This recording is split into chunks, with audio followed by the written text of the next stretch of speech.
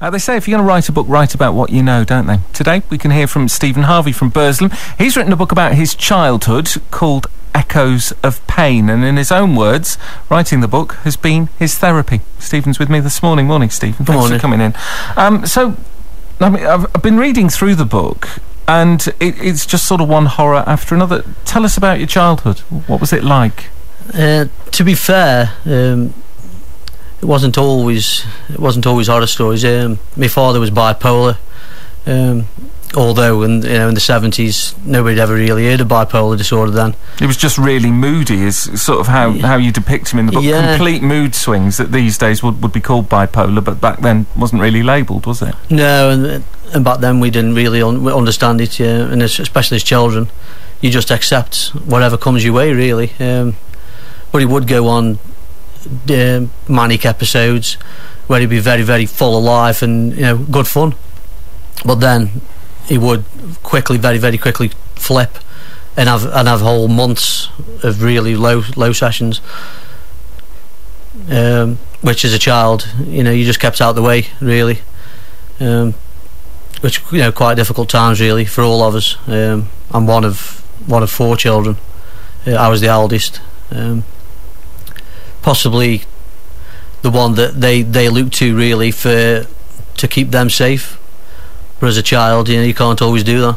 And being the eldest of the 4, did you bear the brunt of his bad moods? I think to be fair, they were only nippers at the time. When I was 7 or 8, they were only babies really, and I probably did get for those formative years, but as time went by and I got older and obviously got bigger and could defend myself a little bit, it did sort of move down the line. Domestic violence isn't really spoken about, especially in the 70s and 80s. I think it was just everybody's like, "Oh, you made your bed, lie in it," and that was the attitude of a lot of people, including the authorities, really. So when you say domestic violence, what was your house like when you were growing up? What was going on? It could be very, very, very, very nice place to live at times. My dad was good fun. He was very, very childlike, which I think I've picked up a few of his qualities. I work with children myself, but he could very, very quickly turn, and within seconds it could go from very, very nice to very nasty. And as children, you get out of the way because he wouldn't think nothing of coming through my mother to get to us. And I think my mother was as much as a victim as he was, to be honest. You describe almost a sort of staged process that sort of starts off with the mood swing and then the stare and then the violence. Yeah, you very quickly learn to pick up on these signs, and as children what we do, we try to get out of the way, but sometimes it was inevitable that you'd be the victim. Anything from verbal abuse to full-on aggression and violence. There's a chapter in the book where my dad takes the door off with his head, which as a child, to say it was frightening, doesn't really give it what you want to say, really. What do you mean by that then? Taking the door off with his head? We'd headbutt the door until he actually split it off the hinges, and that went on throughout my childhood. If my dad said something was going to happen, it would happen, and if anybody got in his way, Lord help him, really. What kind of help was there for you when you were growing up? Was there, apart from your mum, was there any other support? There was no support. I can recall a social worker. Well, I'd term him as a social worker. He was sent from the school because my brother had bruises all the way up his back, all the way down his legs, and nothing was ever done about it. My dad basically said, "Look, and that I'm chastising him. He's done something wrong. I've chastised him. That's the end of it." And it was never ever followed up. I had a stint in a home in Rhyl, which a lot of people have actually contacted me when they've read that story because they were sent to a similar place.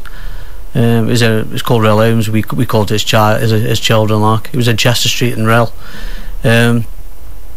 but I was only there for 2 or 3 weeks. Was that like respite then? I think it was like if you were underweight, or you were put forward by the school if you were underweight, or they thought you were a bit needy. But I was there for 3 or 4 weeks, which, as a child of 5, was very, very frightening. I can remember just waiting in Burslem, and a bus pulled up, and off I went for 3 or 4 weeks. It was quite enjoyable there, to be honest, but it was always, it was so frightening. And you missed home, despite what was going on at home. This is the nature of children, and then, like I say, I work with children myself. I mentor, but which is a way of me putting something back, really, and trying to help people. But as a child, you don't know any difference. And to be fair, if a social worker had tried to take me away as a child, I'd have kicked and screamed, because you still love your parents no matter what. I still love my father now. Lots of people who've been through something similar to what you've been through might think, I really want to forget that, I want to move on in my life. The last thing I want to do is sit down and write it all down for other people to read, because some people might be sort of embarrassed about it and say, it's a chapter in my life that I'm never going back to. Yeah, all 4 of us, my sisters, went down the route of like therapy and this kind of thing, and never really suited me. I couldn't see myself sitting in front of a stranger and telling him. But I've always been a bit of a creative, and when I started, it started off as one short story, and then I thought I quite enjoyed writing that down, and it did help me. And people that read it obviously spoke to me about it. I said, well, this is, it's come with quite a shot, really. So I continued and got 17 or 18 down. I thought I'll put them in a book and try to send it out there. Lots of feedback. Well, we're getting feedback now. Noel's been in touch. He says, I've read the book, it's excellent, it's a stunning read. So, I mean, it is part of it helping you, but is there also in the back of your mind the hope that if people go out and read Echoes of Pain, it might help them too? Hopefully. That was always in the back of my mind. I actually did some work with Arch. I wrote them like a little children's book, and they use that themselves. They take that out and when they go into domestic violence cases, so the children can read it. I didn't make any money off it. It was never my intention. It was just there for help somebody. And I'm hoping with this book that it might do something similar. I'm quite, to be honest, I'd like somebody to come forward and say they'd like do something with the book. And I can do something for charity. I'd do it that way. It was always my intention for help people, and people for read it and get something from it, because it's helped me.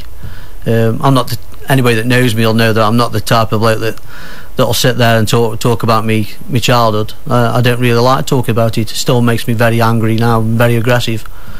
But when people read it and come back to me and say, this has happened to me, I've gone through a similar kind of thing, I know I'm doing some good, because talking about it is the way to get rid of it, really, get those negative emotions out of your brain. You've got children of your own now. I have. And you work with children. How do you think your own childhood has affected the way you're bringing your 3 up? To be fair, when I first got married, I was hopeless. I was an hopeless father. Quite aggressive myself, because it was all I really knew. Didn't know about bringing children up, and the only way, I was never violent, but I was very loud and very, very aggressive, and shouting was the thing I used to do a lot. And one day I just thought, no, this is the wrong way. Something's got to change here. It must be as frightening for my children as it was for me.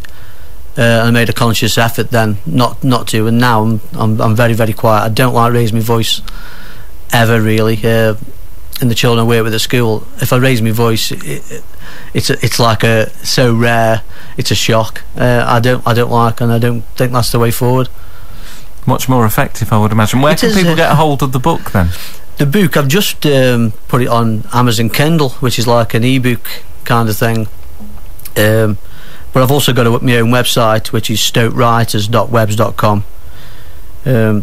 If you buy the Kindle version, which is like an e-book, it's only £2.14, which is quite good. But you can still, I am still printing them. I'm printing them on demand at the moment. Okay. And they're available in Anley, just up the road here.